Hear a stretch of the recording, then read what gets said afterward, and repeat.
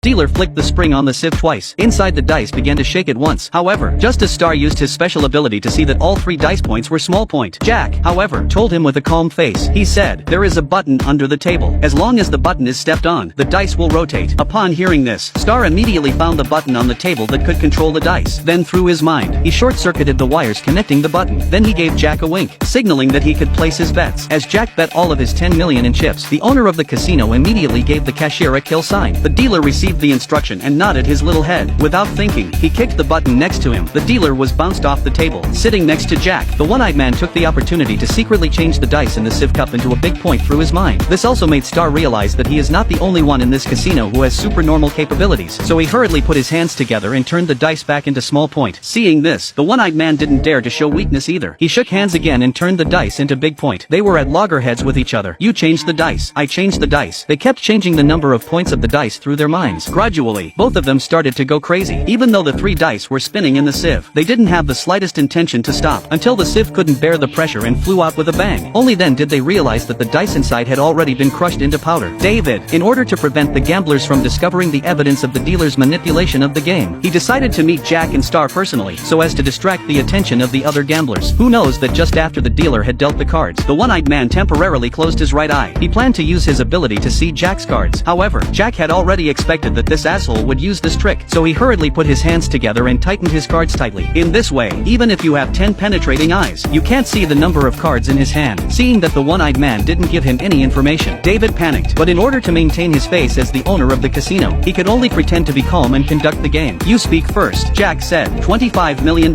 Stud. The rich man next to him was stunned and decided to fold his hand, but David didn't believe it. He confidently called with 25 million. As the cards were dealt one after another, Jack had the 4 of hearts, the 7, the jack and the ace. David had the Queen of diamonds, the 9 of spades, and the 3 and 9 of clubs. Seeing that the matching hand can become 3 nines, David immediately excitedly added $10 million, because he didn't believe that Jack could get 5 cards of the same suit. However, arrogant people often do not have a good end. The moment Jack snapped and turned over the bottom card, David was as angry as a 200-pound kid, because there were 5 cards of the same suit in front of Jack's eyes. Thus, Jack had earned a table full of money through his gifted gambling skills.